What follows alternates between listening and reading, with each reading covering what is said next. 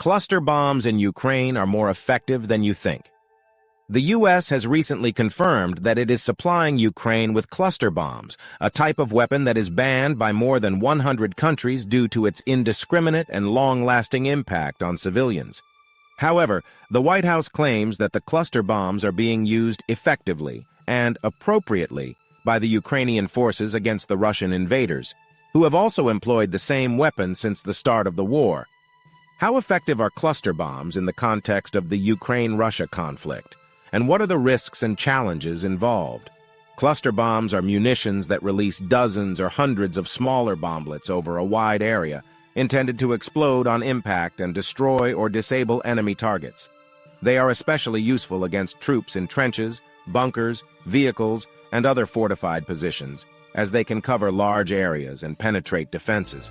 However, cluster bombs also pose a serious threat to civilians, as many of the bomblets fail to detonate on impact and remain as unexploded ordnance, UXO, that can explode later when disturbed or touched. According to the Cluster Munition Coalition, a global network of civil society organizations working to end the use of cluster munitions, cluster bombs have killed or injured more than 55,000 people in 40 countries since 1965, most of them civilians and children.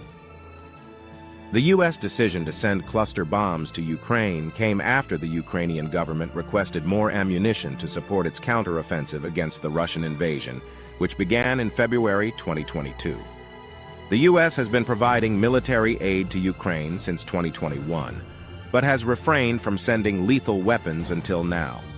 The U.S. says that it is only sending cluster munitions that have a low dud rate of less than 3%, meaning that only a small percentage of the bomblets are expected to remain as UXO.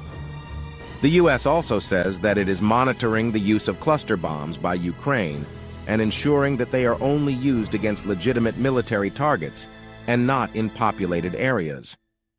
The Ukrainian forces have reportedly used cluster bombs to break through the Russian defenses and advance their positions along the 1,000 kilometers, 621-mile battlefront. The cluster bombs have helped them suppress enemy fire from the trenches and clear their way through minefields. The Ukrainian general in charge of operations in the east, Oleksandr Syrsky, told the worldwide News 10 last week that his forces